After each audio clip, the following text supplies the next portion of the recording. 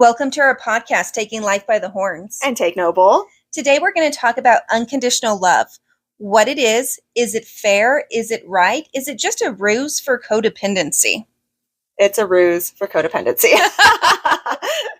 So, unconditional love, when defined as love is staying in a relationship, giving love and energy under any circumstance, that is codependency. It's about control. It's not about love. No, it's really about controlling somebody else, fulfilling their needs, trying to fix them, thinking we're doing for them. So we're taking over. We're making suggestions on how to do their hair, what clothes they should wear, what hobbies they should do, things they should do in their spare time. That is very unhealthy, unconditional love. Yeah. So saying I will love you no matter what leaves the other person to not grow, to be stagnant. It enables them. Our relationship cannot grow because why work to keep this person when I can do absolutely anything and she's never going to leave me because I have that unconditional love. Yeah. Taking away somebody else's identity to be unconditional loving, to give them everything you want to give by taking away their identity is not unconditional love. No, it's not. It's self-sacrificing. Mm-hmm. It's not deserving. It's unbalanced. So are you receiving the unconditional love back? And if you are, do you even want that unconditional love back to stay stagnant and not grow and become a better person?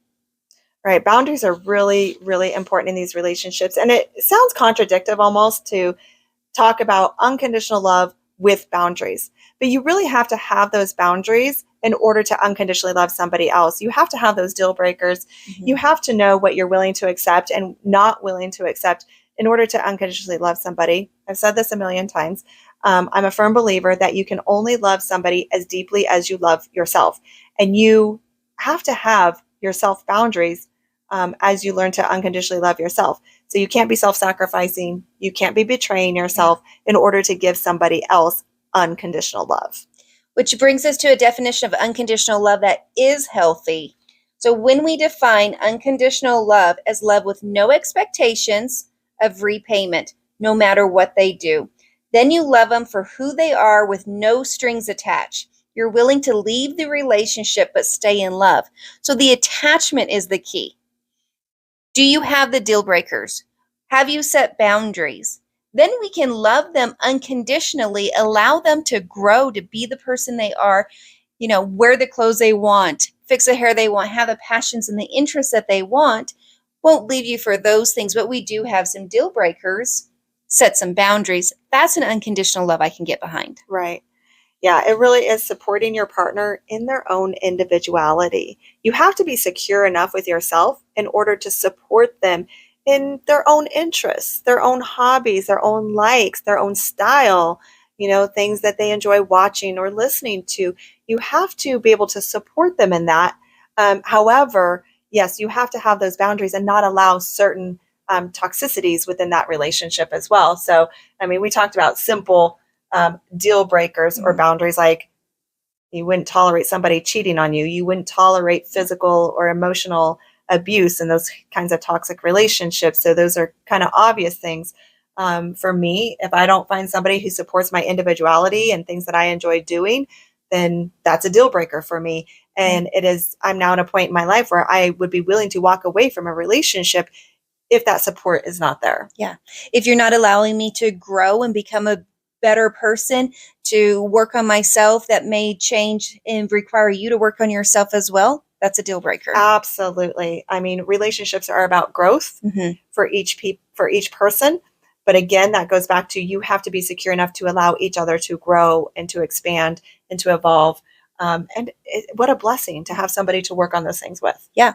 I want to grow old with you. I don't want to grow old and be the same. I want to grow. Yes. Growing is key. Yeah. Yeah. So having those deal breakers, setting boundaries, then we can have an unconditional love that is healthy. And I think that's really important. You said, I can love you and not be with you. And that is huge. Yeah. I will unconditionally. I have several people that I have lost over the recent few months and years, where I truly do unconditionally love who they are as people. I know that they can be amazing people, but they have crossed my boundaries and have disrespected me. And I love myself too much to continue to allow that. So I've had to tell them, I will still unconditionally love you, but I have to love you from afar. You just can't be a part of my life anymore. Yeah. And that's healthy for everybody involved. Yes, that's healthy for them and healthy for you, because it stops enabling. You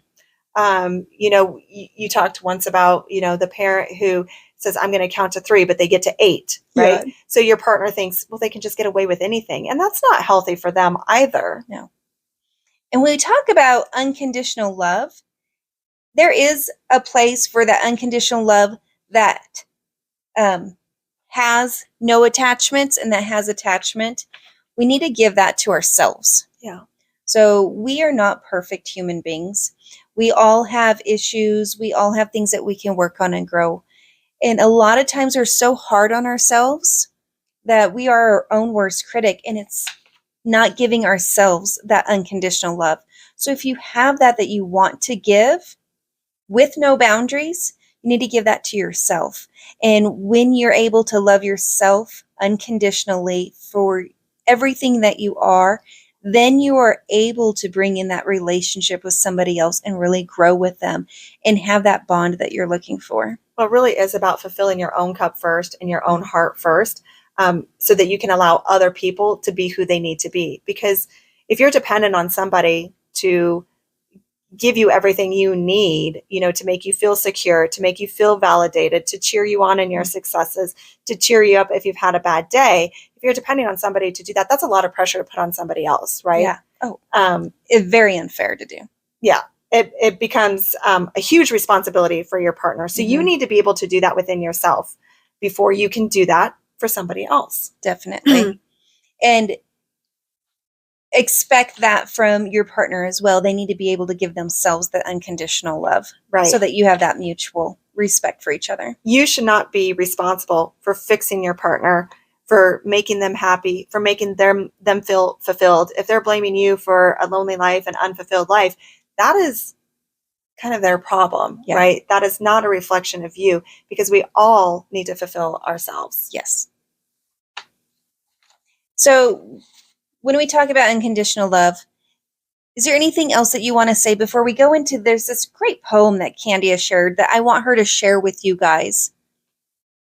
No, I think the key message is just making sure not to lose yourself as you unconditionally love somebody else.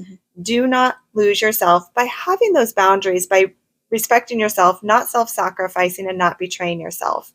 And make sure that you're not giving love trying to fix somebody else, taking on their identity, trying to change them, things like that. So yes, I have been on this self-healing journey for a while, and I've really dove deep in the past couple of years.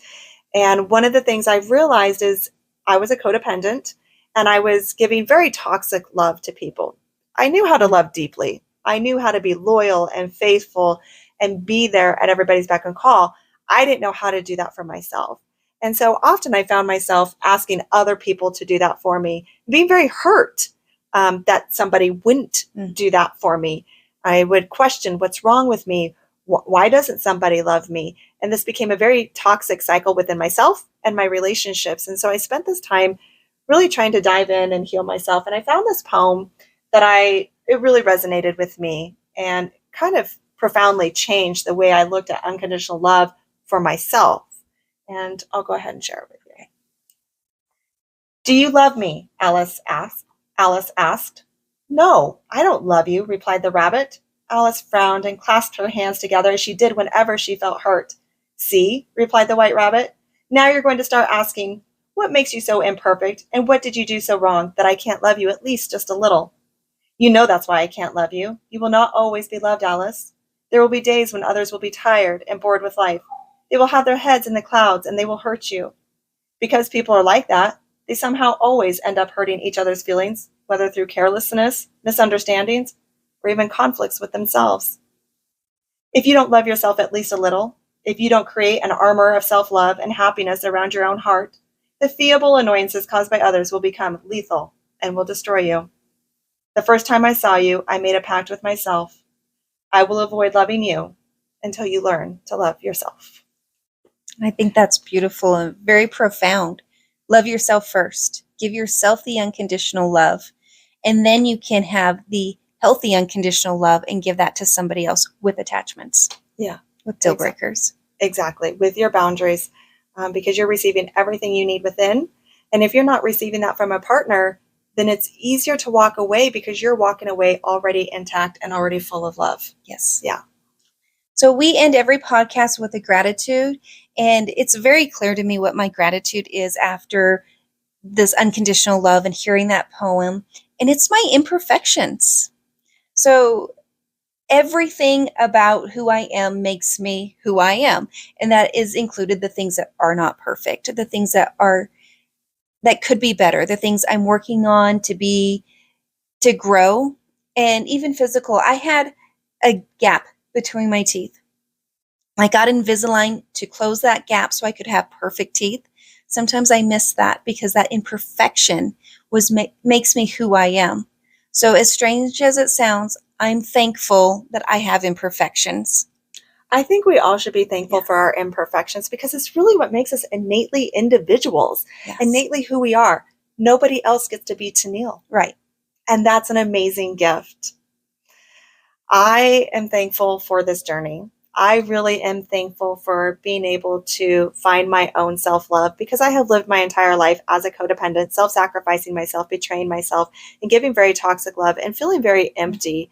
I today am very grateful for the unconditional self-love that I now have and give to myself so that I can give to others. That's beautiful. It's a great thing. Yeah. So thank you guys for joining us on our podcast about unconditional love. We appreciate you all. Take life by the horns, where we are on a mission to empower 1 million women to step into their power, believe in their ability to live the life of their dreams. Empowering women by their life lessons and manifestation skills, helping you reach your dreams faster. They did it. They'll show you how without making the same mistakes they did. One cowgirl, bull-raising childless wife with multiple businesses and streams of income who is manifesting her dreams into reality. She will help you with your weight loss and wealth goals, making you healthy and wealthy.